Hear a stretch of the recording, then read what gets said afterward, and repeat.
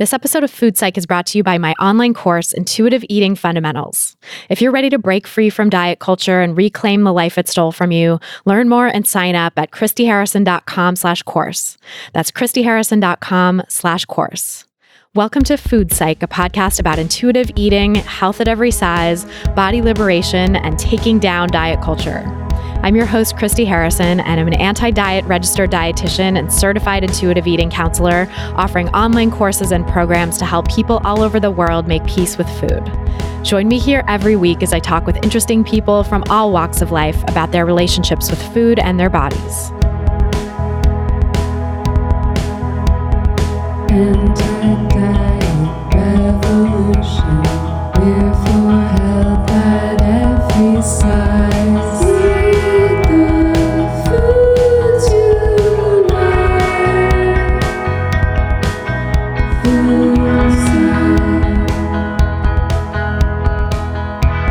Hey there, welcome to episode 193 of Food Psych. I'm your host, Christy Harrison, and today I'm talking with writer and feminist marketing consultant Kelly Diels. We talk about the links between diet culture, patriarchy, and anti-feminist marketing practices, aka what Kelly calls the female lifestyle empowerment brand. We also talk about the role of abundance in healing from diet culture, how to reclaim your life from the life thief, understanding and healing our relationship with money, and so much more. It's a really great episode. I can't wait to share it with you in just a moment. But first, I'll answer this week's listener question, which is from a listener named Andrew, who writes, I'm a new listener, and so trying to understand some of the vocab and concepts in this podcast. I'm a person who pursued intentional, large volume weight loss after living in a larger body for 10 years of my life. Since listening to your podcast, I've been introduced to the term orthorexia, and I feel as though it describes the kind of disordered eating I still suffer from post-weight loss. Here's the thing, though. In one of your podcasts, you cited a broad statistic that of the people who pursue intentional weight loss, something like 90% will gain that weight back, and many will gain back more than they lost. You then said that of the small percentage that do keep the weight off, all are left with some degree of disordered eating. While this is certainly true of me, it's hard for me to understand the body positivity concept of, should I have just found a way to be happier in my larger body before? I was living a very unhealthy lifestyle, which was contributing to weight gain and increased health risks, so I just have a hard time knowing which result is better. And maybe that's not the point, probably neither is better, but a better idea of what body positivity truly means would help me in my recovery. So thanks, Andrew, for that great question. And before I answer, just my usual disclaimer that these answers and this podcast in general are for informational and educational purposes only and aren't a substitute for individual medical or mental health advice. So first of all, I'm sending you tons of compassion because I know how much you must be struggling with this, especially since orthorexia is so rampant and so hard to escape in diet culture in this day and age with the wellness diet as the new modern guise of diet culture. It's really like everywhere you turn, there are triggers. So I can appreciate how challenging it is to recover from orthorexia in an environment like this. And I also went through my own recovery from disordered eating and orthorexia too back in the day. And what you say about the statistics is very true. So at least 90% of diets fail, and there's decades worth of studies finding that it's likely even higher, around 95 to 98% in quite a few studies out there. And by the way, for any science nerds who want to dig into that research, a couple of good references are these papers, but just trigger warning for numbers and weight stigmatizing language in them, including in the title of one of the papers that I'm about to give, which is called Probability of an Obese Person Attaining Normal Body Weight, Cohort Study Using Electronic Health Records, because obviously the terms quote unquote obese and quote unquote normal weight are pathologizing of larger bodies, right? And the other paper that I would recommend is called Can Anyone Successfully Control Their Weight? Findings of a 3-year community-based study of men and women. There's tons of other papers too that go back to the 1950s. The first seminal paper that found 98% of diets fail was done in 1959. It was actually a really well-designed study. I bought and downloaded that study to look at for my book. Maybe we'll link to that in the show notes too. It's by Albert Stunkard and Mavis McLaren Hume, but it costs money, and so I'm not going to necessarily recommend that as a resource. There are plenty of other studies you can read for free with a library card or institutional access through a university or a friend who has that institutional access or whatever. So no need to necessarily buy and download a 1959 study unless you're writing a book that is going to use that. Anyway, though, so that is the science on weight regain after intentional weight loss. So getting back to your question, what you said about the people who do maintain intentional weight loss doing it through disordered means, that's true. That minuscule percentage of people who maintain the weight they lost intentionally are engaging in disordered eating behaviors. There's actually a 2017 paper that compares these quote unquote successful weight loss maintainers to people with chronic anorexia nervosa. Although in reality, it's likely that these so-called success stories simply are people with chronic anorexia nervosa or other eating disorders, like you mentioned, Andrew. They just started out in larger bodies. And so they fly under the radar of diagnosis because diet culture praises weight loss in larger bodied people by any means necessary and doesn't necessarily see it as disordered, even though it would diagnose the eating disorder in a smaller bodied person, but miss all the signs and symptoms in a larger bodied person. So that's a really important thing to keep in mind. And it sounds like, Andrew, that's what's going on for you. That weight loss you're maintaining is coming at the expense of your mental and physical health because it's coming through disordered behaviors, specifically orthorexic behaviors. So if anyone wants to look at that paper, by the way, it's a 2017 paper called Long-Term Weight Loss Maintenance in Obesity, Possible Insights from Anorexia Nervosa. Although, of course, major trigger warning there, because you can tell in the title, there's descriptions of disordered behaviors that frames these behaviors as a good thing, which of course we know they're not. And it's abhorrent that the study authors were able to get away with this. They're all eating disorder researchers. And so there was a lot of flap in the health at every size community about how these researchers could frame anorexia as a potential intervention for people in larger bodies. It's just horrifying. And of course, also trigger warning for like numbers and weight stigmatizing language in that study too. But now to your question and comment, the sort of main meat of your question, which is, should I have just found a way to be happier in my larger body? And I was living a very unhealthy lifestyle, which was contributing to weight gain and increased health risks. So in my view, and in the view of the Health at Every Size movement that I'm a part of, the key here is that it's both. You can address both of these things. As in, yes, finding a way to be happier in your larger body is definitely one important path to improved health and well-being. Of course, acknowledging also that health is not a moral obligation and that nobody is required to pursue health in order to be worthy of respect and care and all of that stuff. But, making peace with your body and learning to take care of it in an anti-diet way is an important path to overall well-being at the mental, physical, social, and emotional levels. So truly holistic well-being, not like what gets made out to be holistic in diet culture, which is really just physical. It's just prioritizing the physical. And so Health at Every Size is an anti-diet approach that helps people engage in self-care behaviors, like eating intuitively and moving joyfully, but also so many other things beyond food and movement, like getting effective and non-stigmatizing healthcare that is weight inclusive, that doesn't pathologize you because of your body size, and developing resilience to weight stigma and other forms of oppression to help you navigate the world without experiencing as much harm, and so much more. Health at Every Size really does attend to those holistic aspects of people's health and well-being. And HAES also pushes for change at the societal level so that ultimately people won't have to be so resilient to all the stigma that's out there in the world because it won't be there in the world anymore. That's our goal, right? And obviously it's not necessarily going to happen in our lifetime that all that stigma goes away, but that's what we're working towards. That's what we're pushing for in terms of social change because it is a social justice issue. But also, in terms of your comment, Andrew, that you were engaging in an unhealthy lifestyle, if you weren't taking care of yourself in those ways and all those holistic ways before, like the mental, emotional, social, physical, and having resilience to stigma, being able to take care of your body without dieting, all of that good stuff, if you weren't able to do that, then that might not have been the best thing to support your well-being. Like how you were taking care of yourself or not taking care of yourself could have maybe been tweaked in order to support your well-being, but that doesn't have anything to do with weight itself. And the fact that your body was larger before is really just a red herring that diet culture loves to blame for any health problems that might befall a person in a larger body. Because diet culture takes this association that we see between larger body size and certain health outcomes. And I say certain health outcomes because there are other health outcomes where larger body size is protective, but we do see an association between certain negative health outcomes and larger body size. And so diet culture takes that association and interprets it as causation. Diet culture interprets it as your larger body size causes you to have poor health on various measures. It causes you to have diabetes, or it causes you to have heart disease. And we know that just isn't true. I gave a whole presentation and talk about this at FNCI, the National Dietitians Conference in 2018. I've mentioned before that I have my slides available to download if anyone is interested in reading the science. And of course, trigger warning for the references I list there, as well as the slides. There's one little weight number mentioned on one of the slides. And you can download that at christyharrison.com/FNCE 2018, christyharrison.com/FNCE 2018.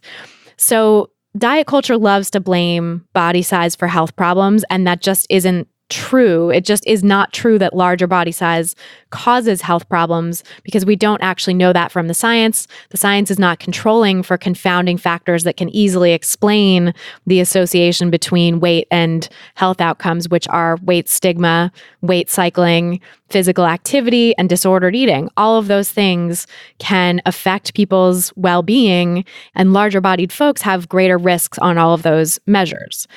So the idea here is that if you can heal from your orthorexia and give up the diet culture behaviors you've been engaging in, your body may get larger again, or it may not, and we can't predict that. We never know what's going to happen to someone's body with improved self-care behaviors.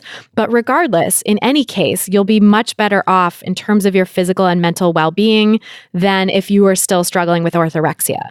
Because engaging in disordered eating of any kind, orthorexia, anorexia, bulimia, binge eating disorder not otherwise specified, ARFID, anything you can think of, any kind of disordered eating you can think of. And by the way, this goes for subclinical eating disorders too, like eating disorders that have not been diagnosed, or maybe you're engaging in the behaviors less than the requisite amount of times you're supposed to be engaging in them for a diagnosis. Any type of disordered eating behavior is risky to your health, and you would be better off recovering from the disordered eating all across the board. Doesn't matter what size you are, doesn't matter what eating disorder or disordered eating behaviors you have. That is true. You're better off without engaging in disordered eating. Now, I don't know exactly what behaviors you were engaging in before the disordered eating when you labeled yourself as having a quote unquote unhealthy lifestyle. And it's possible that you were already engaging in some disordered eating behaviors then. They just were not the kind that led to your body shrinking the way that the later disordered eating behaviors did. So as a general statistic, people in larger bodies are more susceptible to disordered eating, at higher risk of disordered eating in this culture that we live in, because this culture stigmatizes larger body size. And so if you were growing up in the world as someone in a larger body, or I don't know what your story is exactly, but you said you spent 10 years in a larger body, that experience is stigmatizing, and that experience probably had some profound effects on your psychological well-being in terms of the stigma that you had to experience moving around in the world in that larger body. And that is not to say that being in a larger body is bad. That's to say that weight stigma is bad. Discrimination based on body size is bad, just like any form of discrimination is. Discrimination based on skin color, ethnicity, gender identity, sexual orientation, all of that stuff. And that's what we need to address. We need to stop the discrimination, not stop the identity, not stop people being in larger bodies or people having different skin colors or different sexual orientations, or all of it. So I don't know what was going on for you before, but when you say unhealthy lifestyle, it's possible that some of that was being triggered or exacerbated by the weight stigma you were experiencing in the world too. I don't know.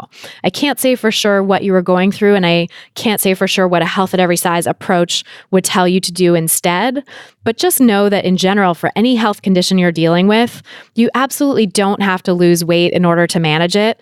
The concept of quote unquote needing to lose weight in order to deal with a health condition is just diet culture. It's not true. Nobody needs to lose weight. And there are non-weight centric solutions to anything you could need to address with your health. And weight loss as an intervention is not only not effective in the long run, as we talked about earlier with the high rates of weight regain, but also weight loss actively causes harm in the long run. And so basically, weight is not a cause of poor health outcomes. And I think we need to really do a lot of work to unlearn that in our culture, because diet culture creates that connection or creates that belief in all of us from such a young age that we can go around blaming our body size or blaming other people's body size for health outcomes that are happening to them that have nothing at all to do with their weight, or that are likely more accurately explained by weight stigma and weight cycling, which are more likely to happen to people in larger bodies. So I hope that helps answer your question. And to submit a question of your own for a chance to have it answered on an upcoming episode, go to christyharrison.com/questions. That's christyharrison.com/questions.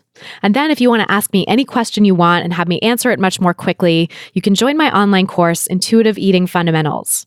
The course has a wealth of audio and written content teaching you the principles of intuitive eating, plus an exclusive monthly Q&A podcast where you get to ask your own questions and listen to hundreds of answers I've already given to other participants so that you can work through all the different sticking points in intuitive eating and really put it into practice in your own life.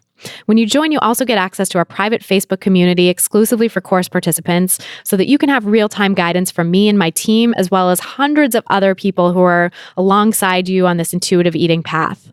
A participant named Karine recently said, "I enrolled in the Intuitive Eating Fundamentals course and it is fabulous and so helpful. I've been able to stop obsessing about food. The freedom is incredible. I feel such a debt of gratitude to you for what you're doing. I knew I was spending too much time and energy focusing on food and exercise and worrying about my body, but I had no idea how much of my life it was sucking away until I was on the other side. And I can never go back. My life has opened up and I have the headspace to pursue things I never imagined." I love getting feedback like this about the course, and now is a great time to join because I'm getting ready to release a big update to the course materials next month, since now I've been teaching this course for about 3 years. So if you join now, you'll get all of the content that people are already loving, plus free access to all the updates as soon as they're released. If you're ready to break free from diet culture and reclaim the life it stole from you, you can learn more and sign up for the course at christyharrison.com/course. That's christyharrison.com/course. This episode of Food Psych is brought to you by Poshmark, which is one of my favorite apps for anyone who's recovering from diet culture. On Poshmark, you can shop from millions of closets across America, which is a great way to make sure you always have comfortable clothes that fit the body you have now at an affordable price. And Poshmark helps you sell the stuff you don't wear anymore so that you can trade in those triggering clothes in your closet for some cash in your pocket. And who doesn't love that? Download the free Poshmark app today and shop from tons of brands for all ages and genders, with a wide range of plus sizes available too. When you see something you want, make the seller an offer so that you can get the stuff at a price that works for you. And if you're doing one of those much-needed closet cleanouts, listing your items on Poshmark is super easy. Just upload pictures of your stuff to the app, set a price, and then ship it. No more cluttering your closet with stuff you no longer wear. I've really been amazed by some of the awesome plus size and size inclusive brands they have on Poshmark, like Torrid, Eloquii, Premi, Universal Standard, ModCloth, and so many others.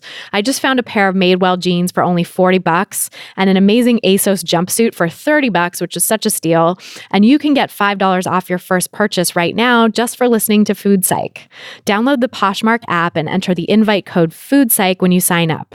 That's invite code FOODPSYCH, FOODPSYCH, for $5 off your first purchase. And now, without any further ado, let's go talk to Kelly Diels. So tell me about your relationship with food growing up.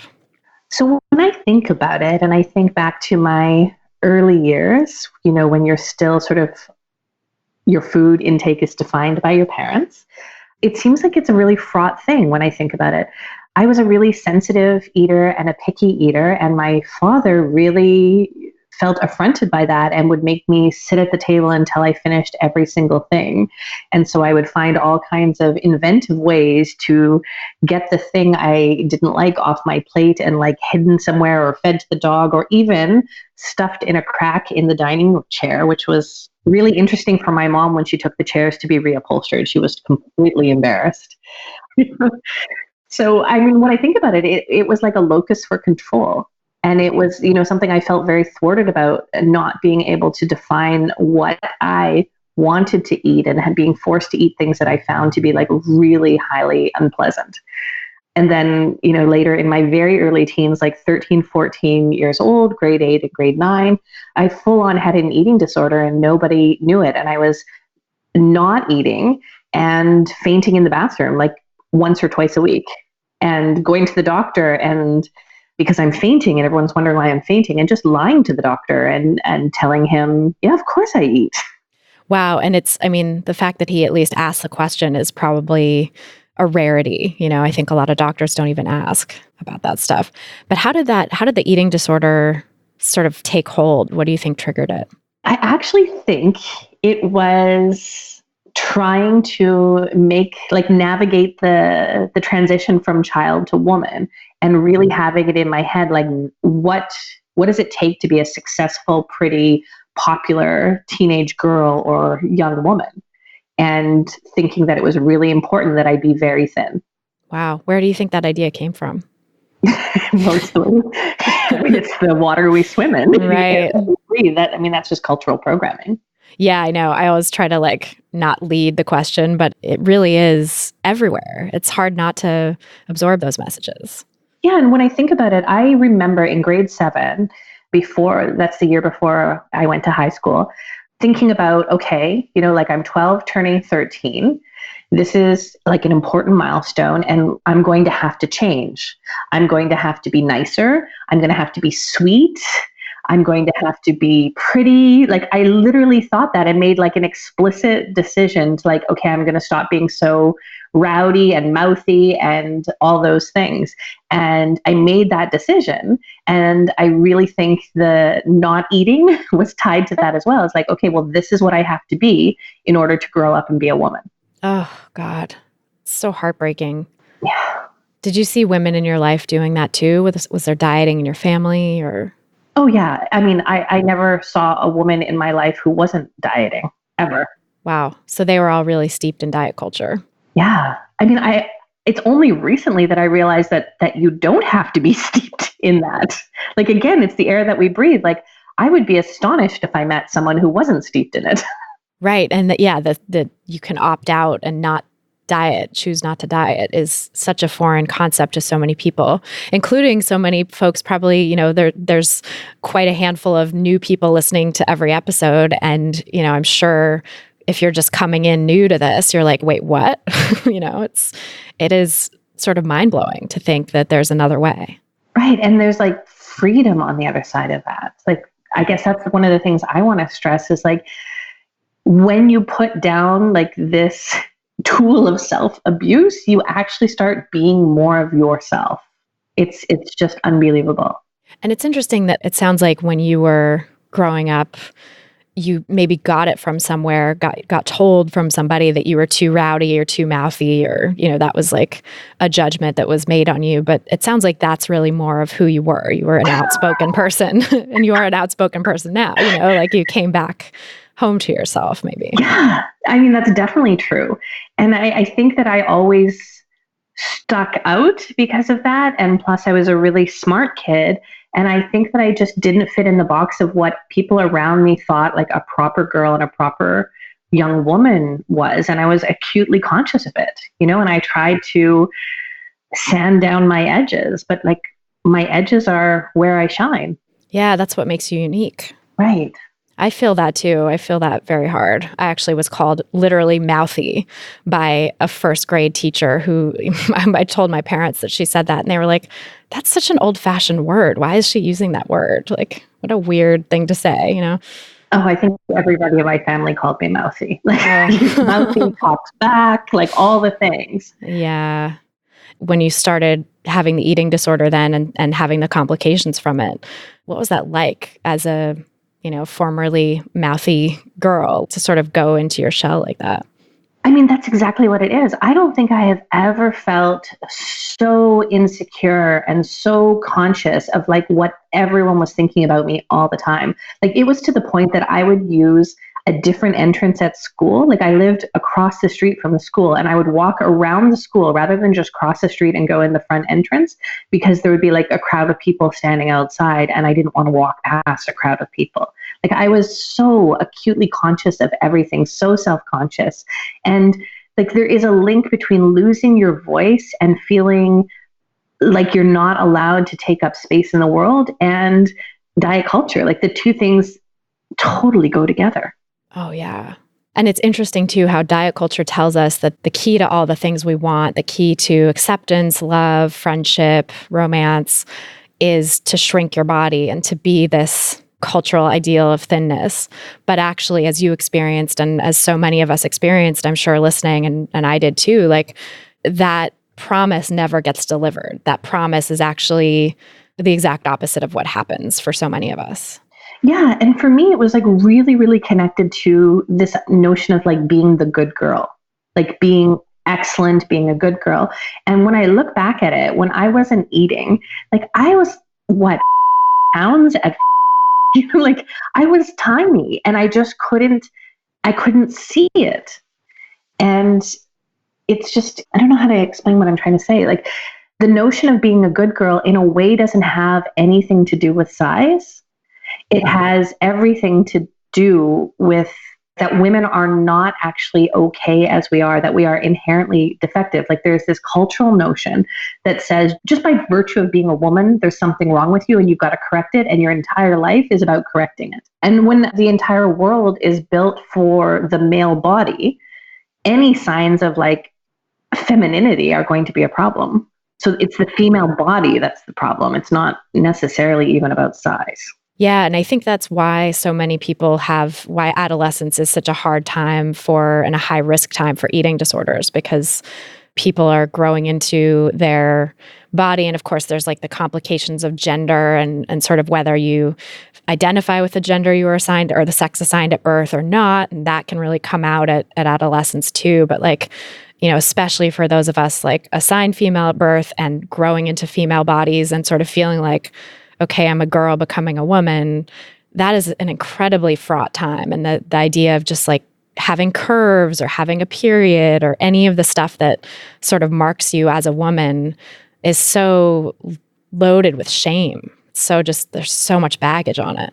Well, and I see something happening too that helps me reflect on this. So I have a 12-year-old daughter and a 14-year-old daughter. And they've grown up in a house where their mother, me, has sort of liberated herself from diet culture, and I've really worked hard to like get free of those jaws.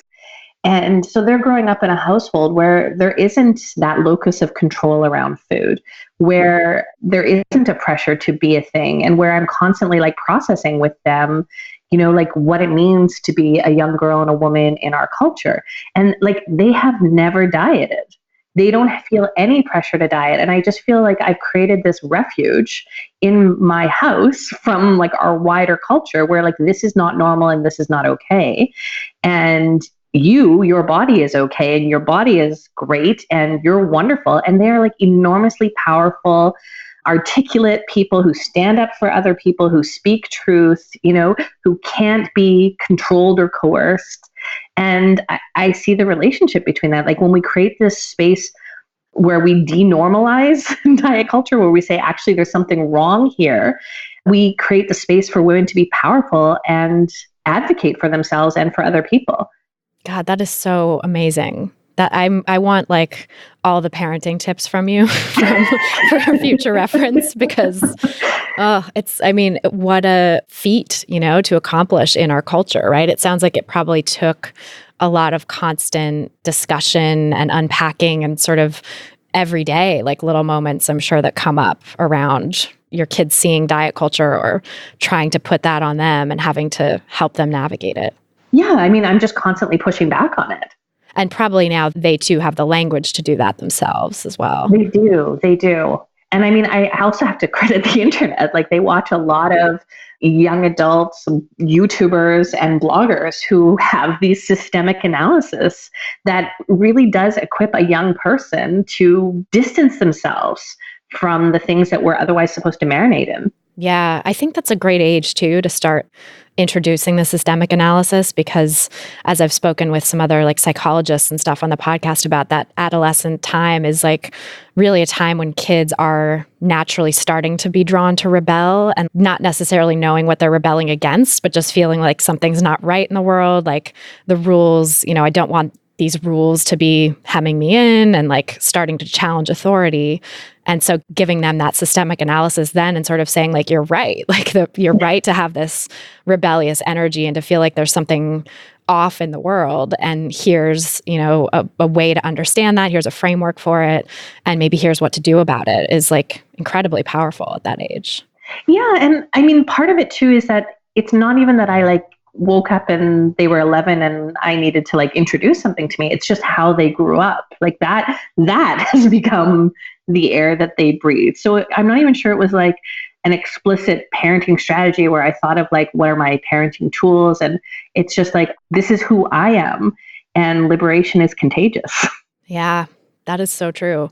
Well, so I'm so curious, like how you got to that place from being that 13-year-old or whatever who was in that anorexia place and trying to shrink yourself to fit. Like, how did that start to tip, or how did that evolve from there, I guess? I mean, it's evolved across time. And I would say in my 20s, I wasn't struggling with anorexia. I was struggling with bulimia and doing a lot of binging. So it sort of morphed. But honestly, it wasn't until my mid 30s where I had an epiphany that it didn't have to be this way. Like, it literally had never occurred to me that I didn't have to be on a diet and I didn't have to be smaller. And of course, being on a diet for 25 years, what it did was completely add weight to me. You know, like that's what we know weight cycling does. So like, I'm like, anyways, but it was not until I was like 35, 36 years old when I started reading Kate Harding's Shapely Prose. And I don't even know how I found it, but it was just literally like, oh my God, right? Like, oh my God, there's a thing called diet culture. It's misogynist, it's anti-feminist, fat is a feminist issue. And like, it doesn't have to be this way. I can actually accept myself as I am, which I really struggled with. Like, it wasn't like I immediately, accepted my body. I intellectually was really emboldened by all of these things and still absolutely dieting for the next couple of years.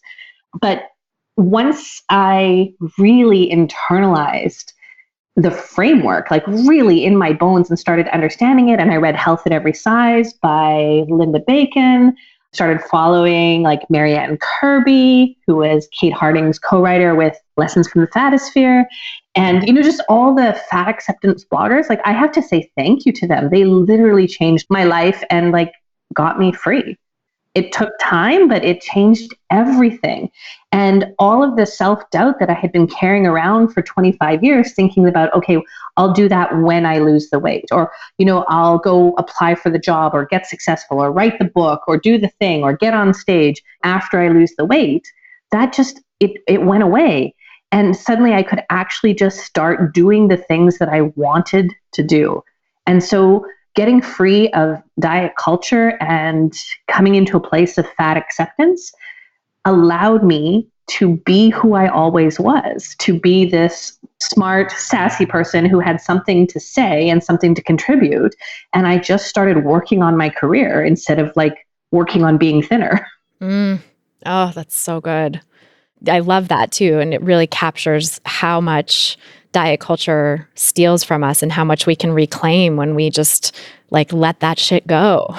Seriously, it's unbelievable. And like the less I think about diet culture and the less I allow it to run me, the more money I make, the better work I produce, the more people I'm able to influence. Like, there's a direct relationship. And so if we look at it like if we zoom up a level, diet culture steals power from women. That's so well said. And it does, because it, as you said, I loved your recent interview with Virgie Tovar in Forbes, where you talked about like how being fat has affected your career and that it makes it, we have this research showing that people in larger bodies make less than people in smaller bodies, and that diet culture really does affect how people show up in the workplace. But a part of that, like as you said, is a large part of that is systemic fat phobia, but also a part of that is how we as individuals show up in our careers and in our work, and like how diet culture makes us feel like, whatever our size, but especially true, I think, as you go up the weight spectrum, feeling like we have to put our lives on hold, put our careers on hold, not show up and be visible, as you said, in our careers until we are quote unquote acceptably small. Right. So here's the thing that I have just come to realize over the last several years is that, yes, there's systemic fat phobia, and it has absolutely impacted my career, and it's impacted my own confidence. And it's kept me off of stages literally kept me off of stages because I thought, oh my goodness, I can't take that speaking engagement until I lose weight. I don't have time to lose weight for that event. Like just ridiculous things. But now I realize that there are things I see in the world and things that I know in the world that I know them because of my experience navigating fat phobia. And so there's a way in which it's an asset. So I am able to see things that other people don't see. So having me at the table helps bring a perspective and helps us see around a corner and see things. So like I'm a creative asset because of my experience in the world, which is not to say, you know, like, let's not worry about discrimination because it produces creative people. No, like there are other ways to become creative that are significantly less traumatic. But in this moment in time, because I'm a creative and that's what I do, I create, having this experience in the world and seeing the world from a different lens, like that's what artists do. So this is a creative asset. And when I carry that around and remind myself of that in moments when I feel like I'm the odd one out, or that people might be looking at me or what have you, like in those moments where my insecurity shows up, rightfully so, I can remind myself like, I have something to contribute. I see the world in a way that no one else at this table sees, and I need to bring this to the table because we're going to make something amazing because of that. Oh, that is so helpful. I think that's really great for anyone listening to hear who's in that place of like starting to recognize systemic fat phobia, starting to recognize the ways that diet culture has hindered their lives. And, you know, like you said, maybe they're still in the place of like, they're still dieting, but they're learning about these systemic issues. One thing that I definitely hear from people is like, well, it feels so hopeless, or it feels so like diet culture is such a huge behemoth. Like, how can I possibly go up against it? Wouldn't it be easier to just diet? And I get that sentiment. Of course, it's very harmful to just diet. So there's that. It's like it's harming your life. But I think, too, there's this idea that you're saying of like this post-traumatic growth that you experience going through the fat phobia and having to be resilient to it creates a sort of superpower that then you can come out of it, like the phoenix rising from the ashes, or the bud shooting up, the grass shooting up after, you know, some terrible fire or something like that. Like you're the one that's kind of got the special view that other people don't have. And so that is one way to navigate and survive in diet culture after you've gone through this sort of trauma. You know, and the other thing I would add to that is that we actually are seeing huge changes in our culture in the last 10 years because of people pushing back on fat phobia and pushing back on diet culture. Like the world is significantly different for me and for my children than it was for me 10 years ago, like significantly different.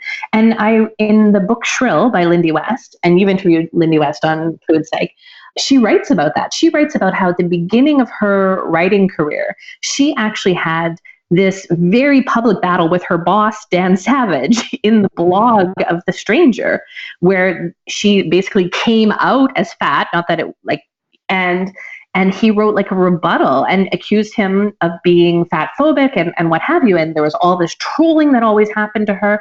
And so like she was navigating that, just vitriol and hatred on a daily basis. Not to say that she doesn't still get trolled, but in Shrill, she talks about in just 5 years, the idea has taken root that fat people are people and that there is something wrong with trolling them, with harassing them, with being awful to them. Like that's actually a violation of someone's civil rights. Like that idea has taken root in our culture over the last like 5 to 7 to 10 years. And that did not exist when I was growing up. So culture is shifting because we are shifting it. So I don't think it's helpless. Right, totally. That's such a great point. And I think it is, I mean, I think this also speaks to like how culture shifts in the most progressive circles first. You know, like I think that idea that fat rights are human rights and that trolling or shaming people for their body size is not okay. I think that's more evident and sort of prominent in the more woke spaces, if you will, you know, instead of like, I think that some folks who are really surrounded by it, maybe living in more conservative areas or who don't have access to that sort of like social justice vibe that's just in the community, it might be harder and it might be happening more slowly. I think that's definitely the case. And I certainly know that like when I first was new to the fat acceptance, anti-diet culture communities, like my source of information and the thing that fortified me was all those blogs and social media posts. So although nobody in my immediate real life shared those views, reading those blog posts and those comments and following those people emboldened me and like helped that thing take root. And it felt like this, like being wrapped in support and community and carrying it around with me in my head. And then I think something that we can do now is when we don't have these people in our immediate real lives, like seek them out in Facebook groups, go join places, or not just Facebook groups, but any kind of like community, even if it's online, like seek that out so that you start carrying it around with you all the time. Yeah, that's such a great point. And then eventually you do start creating it in your own life too. Like you said, you're giving that sort of real life embodiment to these ideas for your daughters, and they're growing up with it in their real life. So like we're starting to be able to create these communities one person at a time even. Right. Liberation is contagious. Like you get to be the change agent. You get to influence the people around you, which sometimes when there's pushback is enormously painful, but you can start creating those like widening bubbles of thought and those widening bubbles of space to be that.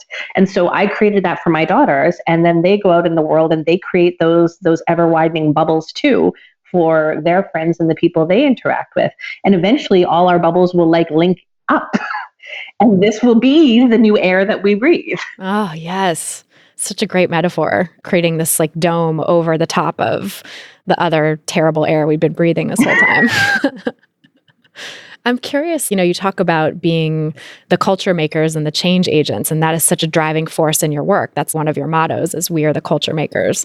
And you have this very unique practice as a feminist marketing consultant, which I feel like is so rare in this culture, and you're really leading the way in a lot of ways and sort of helping online entrepreneurs or just business owners and entrepreneurs in general make change and move their businesses in a more intersectional feminist direction. And I'm curious how that all came together, how your feminist analysis developed and where that fit in with your anti-diet culture awakening and how it came to morph into this marketing sort of space. I mean, so my feminist awakening came probably when I was around 11 years old, when I as a brainy kid in the summer, my worst nightmare was like to have to go outside and play sports, and all I wanted to do was read. And like to the point that my mother would be like, please go outside and lock me outside. And so what I would do is I would just take books with me and sit on the porch. And all she wanted me to do was get some fresh air, and all I wanted to do was read. So that was sort of where we landed. Anyways, I spent the entire summer walking to the library every single day. And what I ended up doing that summer, in addition to taking out the entire line of diaries from Anais Nin, I don't know what the librarian was thinking. I took out every single Ms. magazine in the library, like every single one, like years worth of Ms. magazines, and just like inhaled them and just felt like, oh my gosh, this helps me see something. So I was a child who was being sexually abused by a relative, and reading these Ms. magazines, I realized that this wasn't personal between the two of us. This was a result of women and girls being devalued and exploited in our culture. And that actually helped me so much, because then I realized like, this isn't about me being defective or shameful. This is a shameful thing that our culture does to girls and women. And it really helped me divest of like any personal shame I was carrying from that. And so that's like sort of where I learned feminism and what a powerful impact that had on me. And so I always was a feminist, even when I'm 12 and 13 years old, passing out in the bathroom from not eating. I just didn't have a connection between those two things about how diet culture was anti-feminist. I didn't have a connection for that. And I didn't have a connection from that until, like I said, in my 30s. But I was always a feminist. When I went to university and studied political science, I didn't take any women's studies classes, but I wrote everything from a feminist perspective. Like that was my basic framework. That is my foundation. That is who I am. And like sometimes people talk about like spiritual practices, and I don't really get it, because like my spirituality is feminism. Like that is my moral framework. and it's how I see the world. And something that I struggled with in my career in my 20s and 30s was it was really abundantly clear to me after I graduated university that like you couldn't have those beliefs in the workplace and get ahead. Like you had to play the game, and that game wasn't feminist. And I really was like in a place of being torn for a long time because I felt like I had to like damp down who I was in order to like show up and be a career woman. And at the same time, when I was like discovering fat acceptance and fat positivity and that diet culture was a thing that we didn't have to accept, was at the same time that my feminism started like reemerging. So it was always there, but I felt like I had to damp it down. And suddenly I was like, this is the way I see the world, and I need to integrate it into everything that I do. And eventually it all came together where I started seeing like the work that I did as being a problem to the feminist world I wanted to create. So I'm a marketing consultant. I help people market. And I feel that many of the practices we take for granted in marketing are actually deeply harmful and functions of rape culture and override consent. And I'm not just talking about like marketing using women's bodies. I'm actually talking about like the psychological tricks we use in marketing. And so what I've been trying to do over the last several years, and it works, is to like divest of those practices and do something else. So how do we market if we're not going to trick people? How do we market if we're not going to bait and switch? How do we market if we're not going to give something to someone for free in order to trigger a sense of obligation, which is, essentially like overriding consent and something that supports rape culture? So my thought that we are the culture makers comes back to like, we have enormous power. We don't have to accept the way things are. Culture isn't this thing that exists outside of us. It is actually us. And so if we don't let that unjust culture flow through us and use our tongues and just do what it wants to do, like then we can shift it. And so that is something like the more that we speak up about it, the more that we write blog posts about it, the more that we share stuff on social media, like we can reshape our culture. We can create new norms. I love that too, because it really is democratic. It's available to everyone, right? It's not like you have to be someone with a platform or that you have to completely change your career, although some people do, and that's great, but like you don't have to do that. You don't have to shift your career into, decide to like quit your job and become a body acceptance coach or whatever in order to reshape the culture like you're talking about. Right. It's every location we are in our culture is valuable. Like you don't actually have to go stand in another sphere to be valuable. And here's the thing. When we read professionally published material or consume media from big organizations or blockbuster Hollywood movies, there is a bit of disbelief or media literacy that we critique them with. So like when I read Vogue magazine, I am 100% aware that those images are not real, that this is airbrushed, that this is lighting. Like I 100% have that media literacy. But when I'm scanning Instagram and my friend's Instagram or my news feed, and things are coming up from people who have 400 people following them, or from my friends, or a coach I'm following, or an acupuncturist I'm following, I don't read them with the same level of disbelief. I don't think like this image has been manipulated. This copy is sales copy. Like I read them like they're my friends with a sense of trust. And so that's why I want to remind us that we are culture makers, and the images that we produce and the media that we produce on social media is really significant because the people around us are trusting us. And so we can take control. Like we actually have a huge amount of influence, maybe even more so than people with huge platforms or big brands, because people evaluate them critically in a way that they don't evaluate us critically. So what we put out there lands with more trust and in a way more authority. So if we do something different with our images, it has a big impact on the people around us. If we do something different with our messaging, it has a big impact. So if I follow a friend who is writing a lot of anti-diet culture messages, that's going to land on me way more significantly than a Weight Watchers commercial, because I trust and care about that person and I believe them Whereas a Weight Watchers commercial, I think this is a brand trying to trick me. Right. Yeah. And I think that's so important and sort of cuts both ways too, right? Like that, you have friends and family that you're following in your social media feeds and that you trust to a certain degree. And suddenly someone is talking about their Beachbody diet or their keto diet or their cleanse or their intermittent fasting or whatever it is, right? And like that can also have a really profound negative impact, more so than even the diet ads that you see. Although of course those have a negative impact too, and we should click, don't show me ads like this anymore, right? But the people, and I've even seen research on this that like specifically, I think it's like Facebook and Instagram, people are more negatively affected by images of bodies from their friends and family or the people that they know that they follow than they are from brands. This is exactly what we're talking about. Yes. Yeah. You have so much power. Like even those big brands that have supermodels posing for them and that are airbrushed beyond belief.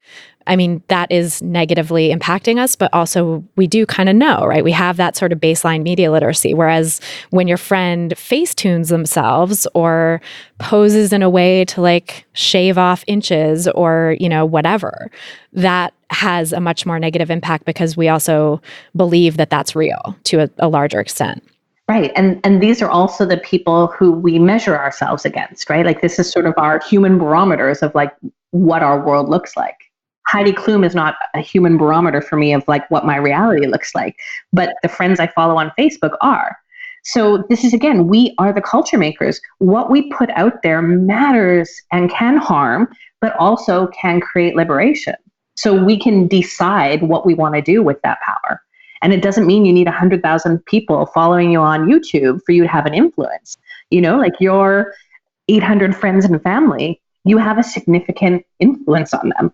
I'm curious to dig in a little bit to your idea of the female lifestyle empowerment brand, because you talk a lot about how like people tend to default to that idea, and we can talk more about what it actually is, but people tend to default to the female lifestyle empowerment brand or FLEB in the absence of sort of an understanding of how they actually want to be positioning themselves or marketing themselves. And I see this even in friends' Instagrams and Facebooks and stuff like that, where it's, people are building a business or a practice as a coach or as a therapist or dietitian or whatever it is, and trying to be real and authentic, but also having some of these tropes creep in a way that can be harmful. So I think it would be really interesting to like unpack that and explore what the female lifestyle empowerment brand is and how we can like take some steps to divest ourselves of that. Sure. So at the beginning of our conversation, we talked about this moment I had when I was about 12 years old, going on 13, when I realized like, I'm going to have to be a good girl, right? I'm going to have to be the perfect woman. How do I turn myself into like the right kind of woman? How do I stop being mouthy and noisy and too smart? And how do I stop being that and start being an appropriate woman who will be popular, who will be loved? That is basically the cultural version of the female lifestyle empowerment brand. We feel, most of us who've been socialized as girls and women, feel a certain pressure to be a particular thing in order to be loved, in order to be successful, in order to have careers, in order to be able to move around in the world, to be safe, to find a mate. Like we feel pressure to be a particular thing. Because again, the cultural message is just by being a woman, there's something wrong with us and we need to spend our lives fixing whatever that thing is, which is, again, just being a woman is what's wrong with us. So we feel that pressure. So there is this image in our heads, it's a cultural imprint of like, here's what the ideal perfect woman is. So that's been called like the beauty myth, that's been called the cult of true womanhood. Like across time, it's been called many different things. I call it the female lifestyle empowerment brand in the marketing sense. But that pressure to be a particular thing in order to get rights and resources and space in our culture, that pressure is, I think, our cultural default. I don't know any women who don't feel that, but I don't know every woman. So I'm totally willing to admit that this might not be the case for everybody. But that cultural narrative in a marketing frame, so like when you as a woman are trying to build a company or a career, that pressure is, what does a woman look like who's successful? If you close your eyes right now and think like, what does a successful woman look like? Like what pops into your head? Like if you did that, Christy, what pops into your head? It's like Marie Forleo, Yeah. like long, very long curly hair, like wavy curly hair, thick white woman, thin, conventionally attractive, symmetrical features, a lot of external trappings of wealth, like the large diamond rock and, big gold bracelets and jewelry and stuff. Right. And the chic dress and the high heels. Chic, yep. Yeah. And like a background probably that's like, a high-end kitchen or a high-end office or something like that.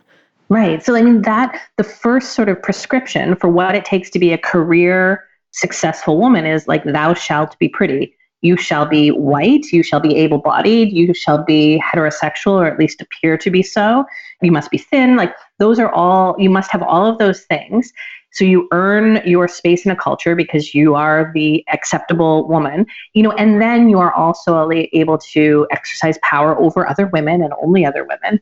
And you can build a career and some wealth for yourself and call that empowerment, but not power. So we have that image of like what success is. And it's not like an accident, right? Like the image that you have in your head is exactly the same as the image that I have in my head. And then what I do is measure myself against that image and like all the things that are wrong with me that I need to go fix in order to also have the things that Marie Forleo has, which is like wealth, influence, a successful business. In order to get those things, first I must be that other thing. And so what happens because of that cultural default that you can then monetize, that's how many women go about building brands and businesses, is first they put out that image and they show that they're the whole package of like what a woman is supposed to be in order to then get the validity for their work. And I just want to flip that and just like show up with your work and your expertise and your brilliance and force the culture to create room for you.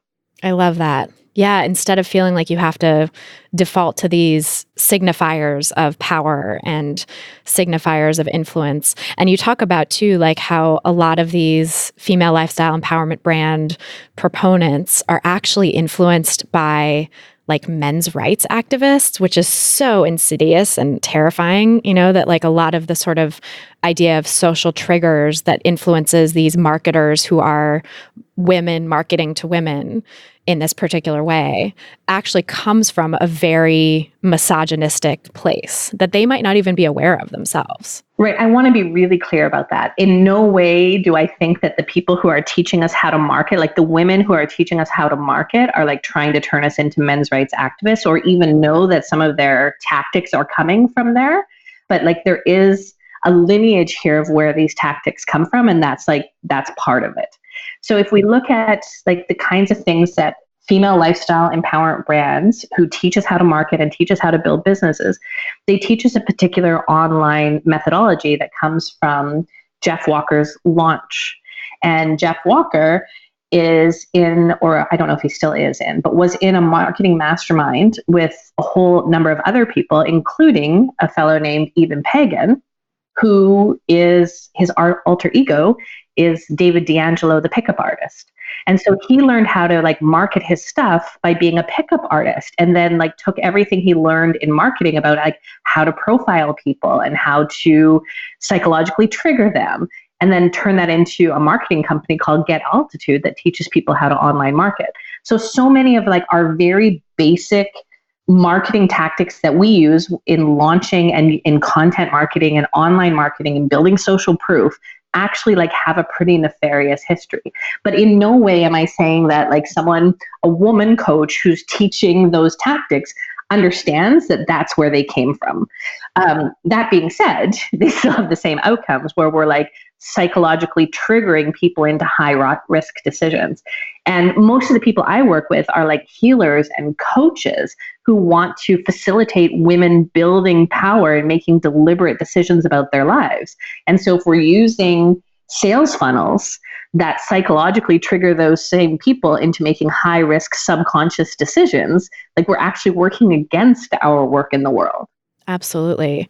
And that's just so important, I think, for people to be aware of that, like, it isn't intentional. And for health and wellness professionals or anyone working in this sort of entrepreneurial space who's listening to this, if you've defaulted to any of those strategies. It's not that you're a bad person or that No. you're doing it intentionally. And I know for myself too, like I worked with you as a marketing coach because when I was reading about the female lifestyle empowerment brand and your writing on the subject, I was like, oh shit, where does that show up for me? How does that live in my work unintentionally? And was really helpful to just talk it through and have you look over my stuff and sort of feel like I had a good sense of where I was really coming from and what the intention of my work was, and not have it be clouded by this other stuff. But, even I had some of that stuff in there that I just had no idea because. So did I. Air that we breathe. Yeah, right. And I think too, a lot of us in the sort of coaching and healing spaces, like we go to school for coaching and healing. We don't actually get a lot of information about business and marketing, or if we do, it often is coming from that same kind of social triggersy place. Like I know a couple of, at least one like online coaching school for nutrition that I won't name, but I think a lot of people probably know what it is I'm talking about, has a lot of teaching about entrepreneurship and sort of how to build your coaching practice, but it really comes from that place of the female lifestyle empowerment brand, essentially. And so it's inheriting that whole lineage, and people, again, who are going to school there and like learning these skills and tools have no idea. They're just like, okay, cool. Now I know how to market my business and like fill my coaching practice. And who doesn't want that? Because we all are trying to make a living. Right. And and that's the thing is like, I don't want us not to make livings. I don't want to make it harder for us. Like I want us to thrive. That is my feminist vision of the world, is like a world in which we all thrive and flourish instead of a world in which we are blocked, limited, and deprived of resources to which we are entitled as humans. So I want us to be successful. I'm not saying like, oh, you're a bad person because you're trying to market your business and you use these tactics. Like I absolutely have compassion. I did it too. And it's again the default, just like we were talking about diet culture being the default. We don't even realize it until we realize it. And then we have to like seek out different tools and practices to equip ourselves with so we can navigate and flourish in our lives. And here's what I also know to be true is like when we do that, we actually do set ourselves up to flourish. Yes. I would love to dig into that more because one of your pieces of writing that I think has been the most impactful for me personally has been this piece you wrote called The Wealthy Feminist, which just like blew my mind and completely helped me. I was sort of at a point of like wanting to look at and reassess my relationship with money because my husband and I are trying to like work towards some goals we have and, eventually be able to afford to start a family, which is like, felt impossible at the time. And so I feel like looking at that and sort of thinking about this idea of flourishing and being able to support oneself, not as antithetical to the practice of social justice, but actually necessary for it, was just like mind-blowing.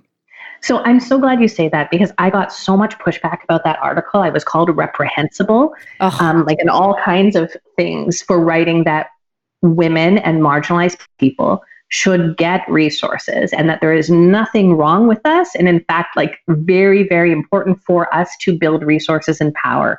Because here's what I think. I think the system is designed, just like diet culture is designed, to starve us of rights and resources, to starve us of wealth and opportunity, and to then hoard it and distribute it to a select group of people, what Audre Lorde calls the mythical norm, which is like basically white men. So that's what the system is designed to do. It is designed to deprive us. So by us refusing or not allowing ourselves to build wealth, we're actually letting the system win. And I'm not talking about build wealth like sally forth and become a billionaire and hoard resources. I'm talking about like building the resources that we need to flourish in our personal lives and invest in our communities. We all need to flourish. So it's really important that we go and get the resources to do that. So I don't think money is an end in itself. I feel like money is like an enabler. It's a tool. It is something we use to create the outcomes that we want. So we absolutely 100% need to build wealth and power as communities and as individuals. And doing that actually helps the system crumble. But we have to do it in like a systems change kind of way. So, I don't think we should build wealth by investing in a petroleum company. right? I think we should build wealth by figuring out how to invest, like figure out the next wind power thing and build a whole bunch of wealth and resources in a positive way that changes the system. So yes, like you, for example, doing this kind of work where you're doing systems change work, where you're helping us push back against diet culture and get free of it so that we can live powerful, flourishing lives. That is something like I want you to get resources so that you can pay people around you, so that you can support your community, so that you can always make sure your lights are on and your microphone turns on. Like I want all of those things for you because we need them. We need more of your work in the world, and we need you to be happy, healthy, and flourishing so that you can do that work. I don't want my artists to starve. I don't want my system changers to starve, because then they're going to be so focused on like how they get their next meal that they can't do the amazing work that they're here to do. So we 100% need to get resources so we can do more of our amazing work and support each other in doing more of our amazing work, and have the money to invest in feminist candidates who will protect our rights, and have the money to buy a cable network station and change the programming. Like we need those culture making resources. And right now in the frame that we live in, like money is how we get those things. Totally. Yeah. And it's like, you can be someone who has questions about capitalism or is opposed to it. That's totally understandable from the standpoint of like how capitalism has been used against us for these centuries that it has been. But also like, I don't think it's going to crumble immediately anytime soon. And so we need to learn how to work within it if we're going to make large systemic changes, like what you're saying about, buying a cable network. Like you use the example of Shonda Rhimes, of people who are making entertainment basically that actually reflects us to ourselves in a more real way.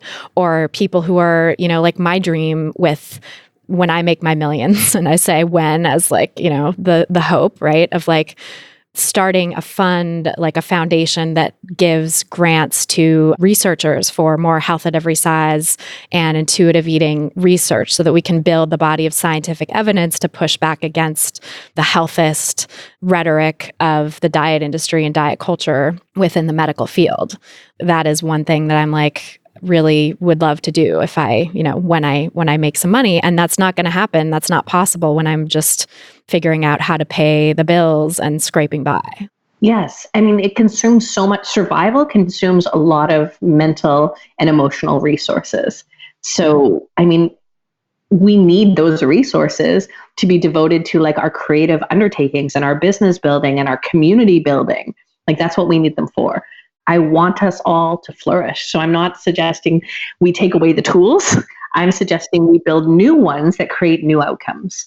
And that has such an interesting parallel too with diet culture, because I talk a lot about how, diet culture is trauma. Diet culture creates this sense of deprivation that truly is traumatic to the body. And that can be from just dieting, just straight up restricting yourself, or an eating disorder, or it can be from the food insecurity, that food insecurity doesn't exist in a vacuum. And so people who are food insecure also feel oppressed by diet culture, but in addition, don't literally have the resources to be able to afford consistent food. And so have this real sense of deprivation and lack that persists even when, maybe there is some money for food and stuff like that. And it really has this lasting imprint on people's relationship with food and their bodies, whatever the cause of the deprivation.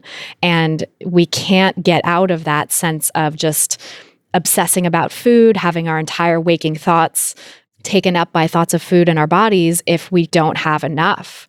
And if we don't have really more than enough, like an abundance where we're able to feel like, okay, food is coming, I know it's going to be here whenever I want it. And so now what do I truly want? And from that place, that is what frees us up to then think about, our careers and our families and our dreams and our big work in the world, like all of the other things that really have to take a back seat when that basic survival need is not met. There is a total parallel. And I'm thinking too about the research about poverty and like working poor. And I'm thinking about like the times in my life when I was absolutely like strapped for cash, and not broke, like poor. And the amount of brilliance, creativity, and ingenuity it takes to make it through a month when you don't have enough income to meet your needs is unbelievable. Like, we are brilliant, brilliant humans, and poor people and broke people are especially creative and ingenious. But like, I'm just thinking about how chaotic, and there's research about this, like how chaotic the smallest life events become when you don't have enough resources to handle them. And all of your genius and creativity comes to like hacking together these like brilliant little solves that you have that help you make it to the next paycheck, right? So it makes your life chaotic, not having enough income. And that's like by design, right? Like, the system wants to keep us focused on surviving so that we actually can't create a new world. But those of us who are deprived of resources, there's this sort of cultural narrative that says we're not smart, we're not hardworking, we're not brilliant. I think those of us who are like in states of lack are literally the most creative and ingenious, because we have to be in order to survive. And so imagine now, if we have enough resources and we can take that creativity and ingeniousness, what can we create? Like, anything is possible. I know, it's incredible. And it really does have such parallels too with diet culture. Like, I was thinking as you were talking about how ingenious the body is too at getting its needs met when it's deprived. Like, binge eating, diet culture demonizes binge eating, and people always come in saying like, I want to stop binging. That's the first thing. But it's like, let's talk about how binging is your body's way of coping with this lack that has been created in your life, and how overcoming that lack is really going to be the key to reducing the binging. But right now, the binging is a survival tool. The binging is keeping you alive. And that's so creative of your body, and that's so ingenious of your body to be able to drive you to that and figure out ways to get its needs met, even when you're not doing it consistently otherwise. Well, something I'm thinking about is like conversations I've had with Dr. Linda Bacon, who wrote Health at Every Size, which has been like so foundational in my life, like life altering.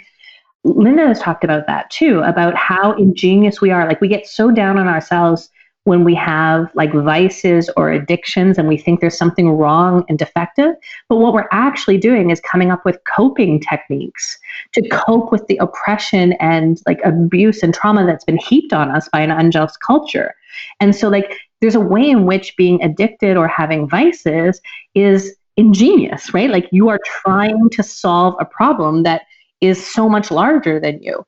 And like, instead of being so upset at yourself for having this horrible thing that's hurting you, you have to like kind of thank your addiction for taking care of you, and then find ways and tools to equip yourself with that do less harm to you, that still help you cope with those wider circumstances, that unjust culture. But like, there's nothing wrong with you for having these challenges. That is you trying to survive, and like, your body and your mind and your spirit are ingenious because you're in an intolerable situation and you are surviving it. I know we don't give ourselves enough credit. And I think even the system conditions us not to give ourselves enough credit for those coping mechanisms, because it's like, oh, these poor people they're drinking their life away or whatever. It's the sort of stigma that gets heaped on people for using those coping mechanisms really misses the point that they're in an intolerable situation to begin with. And that this coping mechanism actually is the best they can do at this point because of the limited circumstances that they find themselves in. Right. I'm just thinking about, I've mentioned it a couple of times in this interview, but like, the Health at Every Size movement has been just so pivotal in my life. And like, that amount of compassion of like, there's nothing wrong with you. There's something deeply wrong with our society, and you're doing your best. And here are some other tools that you can fold in that can really like help you flourish and be like a whole human, instead of someone who's like trying to take up less space. Like, this has been like, I just can't stress enough how this has changed my life. And even when we were talking about like carrying around your community, even if it's a community of bloggers that you read, and creating these bubbles, and that eventually our bubbles will link up, like, that also comes from, Dr. Bacon. Like, these ideas can keep us safe.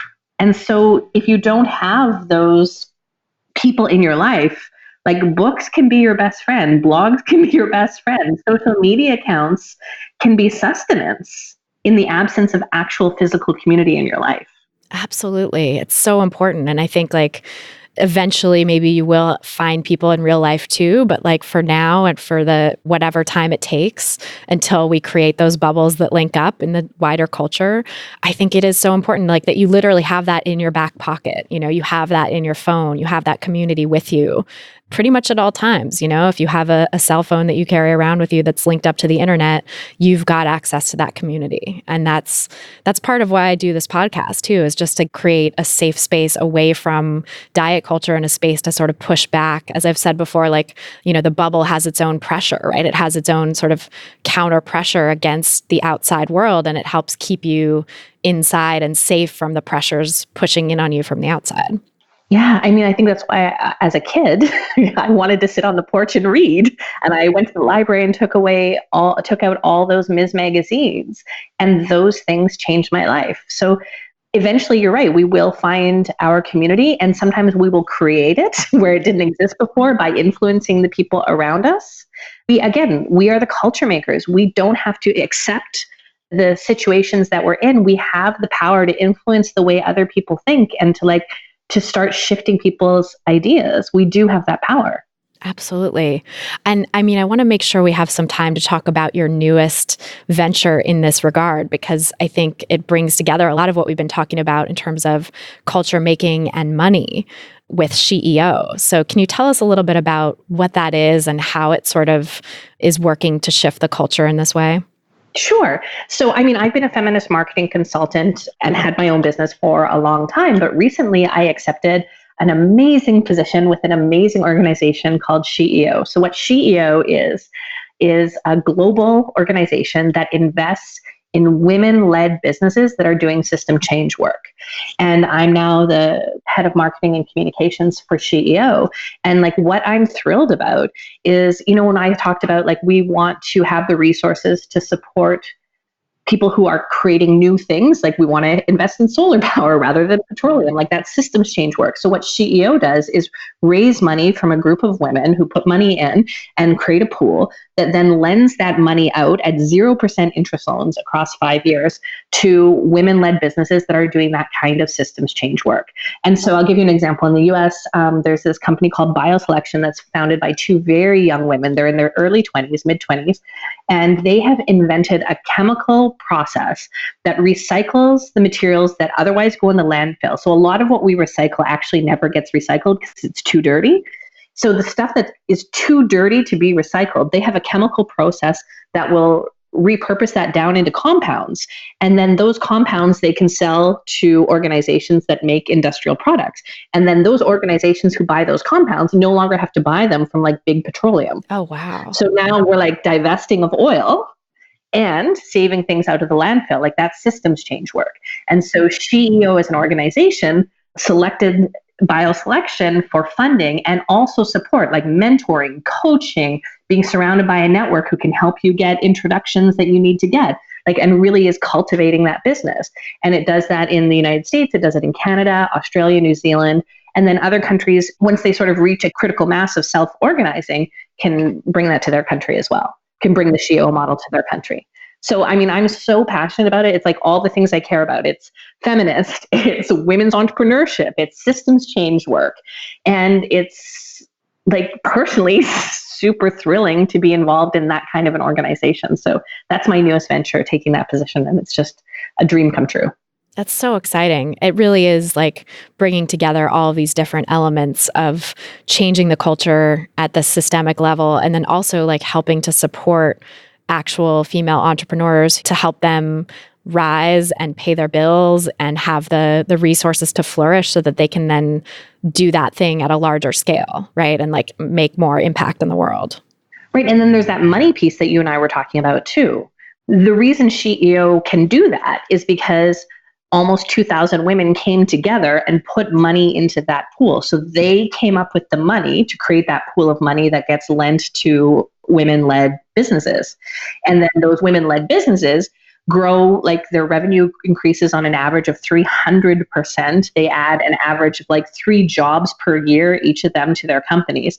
And so what that does is create more material wealth in our community and more brilliant, skilled people and more jobs and more great outcomes. But it also started because some women had some resources that they were able to share. And if they weren't making rent, they wouldn't have had those resources to share.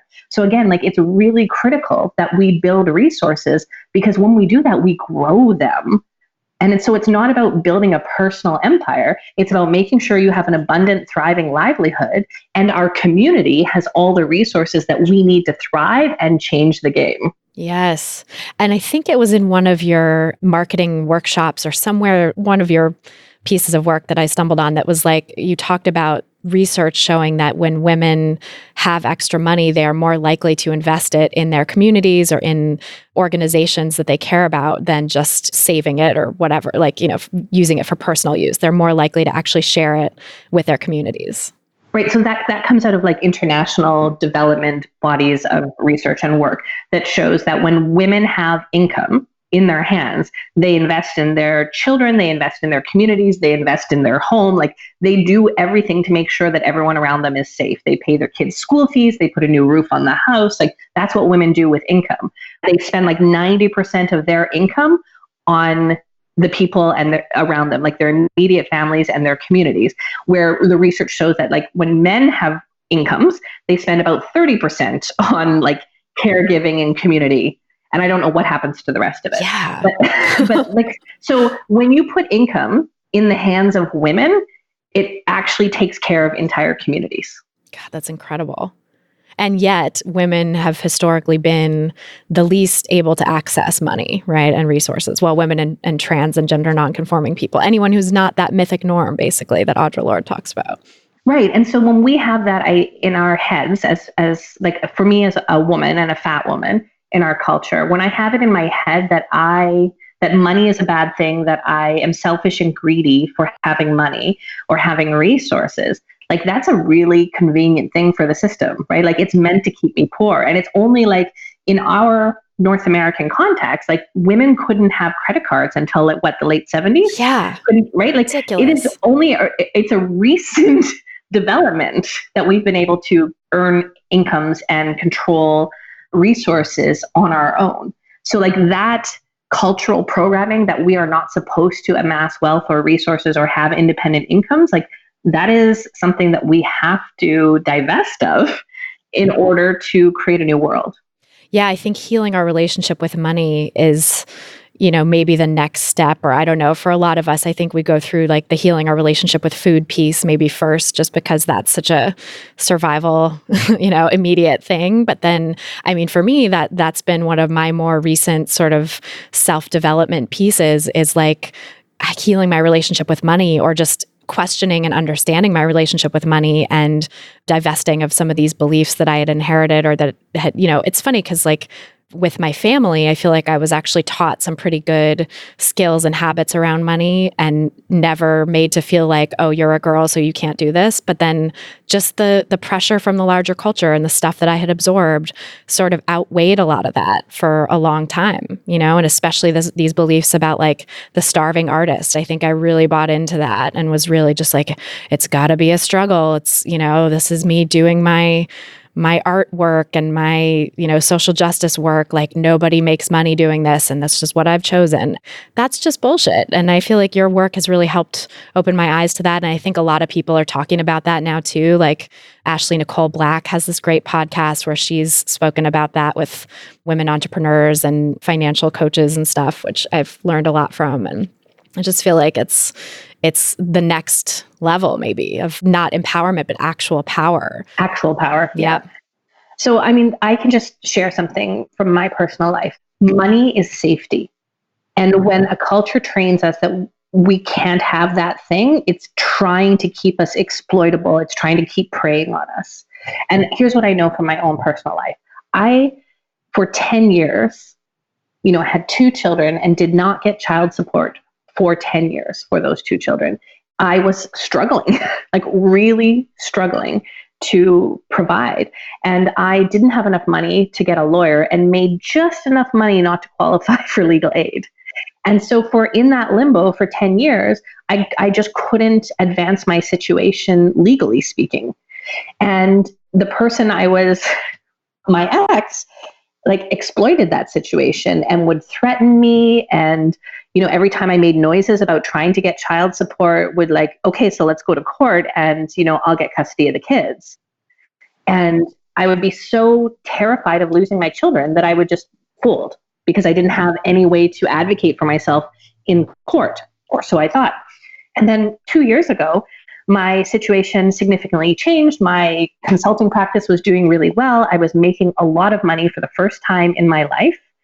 And when this situation blew up again, this time I had money to go hire a lawyer, and I hired a shark of a lawyer, right? Like I spent all the money. I'm still on a payment plan, but I finally had resources to go get a lawyer, and we went to court. And now I get child support, of course, at the moment that I don't need child support. But more importantly, I have a legal document that says what the rights are, that the children are not going to be taken away from me, that I have the right to make decisions about where they live and what schools they go to, and that nobody can like infringe on that. And so that has given me such a sense of security, and I can make confident decisions and make long-term plans for my children's well-being because I finally had the resources to advocate for myself and keep myself and my daughters safe. That's amazing. This is important, right? Like not having those resources kept me under someone's thumb for 10 years. 10 years after I had left him. God, yes. I know it's incredible to think how much money helps in those kinds of situations, and even like helping people leave a situation that's domestically abusive or financially abusive or whatever it is too. If you don't have the resources to get out, like to get a divorce or to live on your own, then you're stuck there. And so yeah, having the resources for a lawyer, like that's so, it seems so like mundane or something, but it actually is life-changing. It's life-changing. And I mean, at the same time that was going on, my mother-in-law had, from my second marriage, had Alzheimer's and had gone blind. And like, we were actually able to leave the country and go be with her and pay for medical bills and, like pay for support, because we actually had resources. So like being able to take care of each other, like this is, for me, this is not about like Louis Vuitton bags, right? Like this is about making sure my family survives and thrives. And like, let's be real about what that takes at this moment in time in this society. It takes money. And a lot of it, like Right. Especially for those sort of unforeseen circumstances, like an elder getting sick and not having the care they need, and like, God knows, home health aides and stuff like that cost a fortune, and they should, they need to get paid, but like Absolutely. It all just costs money, and we have to have those resources. Otherwise, then what, it's like, thank God you had that, right? Thank God you were able to offer that support to your mother-in-law, to your kids, like to help save them from being used as leverage against you, really. Yeah. And that you could continue doing your culture making work in the midst of all that too. Because if you had just had to lose everything or put everything into those efforts and like shut down your business, then the world would be a worse place. Oh, thank you. But I just want to point out too that it's like, by not having resources, we can be preyed upon, right? We can be exploited, we can be abused, and it impacts those of us who are marginalized like even more acutely.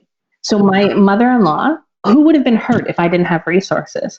My mother-in-law, who's in her 80s, my children who were, at the time 12 and 10 years old. So young girls and an elderly woman. So like, it is so important that I, as a woman, get resources, because again, as the research shows, what do? I will take care of my family, I will keep us safe, and I will invest in my community. That is what we'll do. Oh, I love it. I think everyone should read your piece on the wealthy feminist. And we're going to include it in the show notes for this episode, and all of your work, because I think it really is this idea of creating the resources to create cultural change is sort of infused in everything you do. So thank you so much for leading the way on that, for bringing that to light in my life and in the lives of so many other people. Because I think I know that I am able to achieve some like very modest life goals that I never thought I would have been able to achieve before. Well, and I mean, I thank you for saying that I'm leading the way, but I think that I am like the product of a lineage, right? And standing on the shoulders of giants, and all the feminist and intersectional and civil rights leaders who came before me and all the fat positivity bloggers and fat acceptance bloggers and health at every size practitioners, like all of you birthed me. I love it. I think it's a really mutual sort of thing, right? That when we grow and flourish in some area, that other people are allowed to grow and flourish in their particular area of expertise or of genius, really. Right. We're an ecosystem, right? And so we need each other in order for the whole thing to flourish. Yes. Oh, it's so beautiful. Well, tell us where people can find you and learn more about your work. So you can find me at kellydiels.com, and I teach once a month a 3-hour online workshop about feminist marketing. And I have a lot of work about the female lifestyle empowerment brand and about like what it takes to be a culture maker and how we are all culture makers. So I appreciate it. I have a weekly newsletter, and thanks everyone for listening to this conversation. Thank you so much for being here and sharing your story and your wisdom. Really appreciate it. Thanks, Christy. So that is our show. Thanks again so much to Kelly Diels for joining us on this episode, and thanks to you for listening. If you're looking for some practical tips to help get started on the anti-diet path for yourself, you can grab my free audio guide, 7 Simple Strategies for Finding Peace and Freedom with Food. Just go to christyharrison.com/strategies to get it. That's christyharrison.com/strategies. If you've gotten something out of this podcast, please help us reach more people who need to hear the anti-diet message, because everybody does in diet culture, by sharing this episode on Apple Podcasts or iTunes or your favorite podcast platform. Also, be sure you're subscribed to the podcast yourself, and you can do that by going to christyharrison.com/subscribe. That's christyharrison.com/subscribe. To get full show notes from this episode, including all the resources we discussed, plus a full transcript, go to christyharrison.com/193.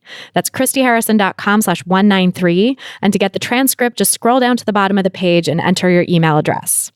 This episode was brought to you by my online course, Intuitive Eating Fundamentals. If you're ready to make peace with food, break free from diet culture, and reclaim the life it stole from you, learn more and sign up at christyharrison.com/course. That's christyharrison.com/course. A big thanks, as always, to our editor and engineer, Mike Lalonde, and to my community and content associate, Vinci Chue, as well as my administrative assistant, Julianne Watasek, for helping me out with all the moving parts that go into producing this show every week. It is a lot. Our album art was photographed by Abby Moore Photography and designed by Meredith Noble, and our theme song was written and performed by Carolyn Pennypacker Riggs. Thanks again for listening, and until next time, stay psyched.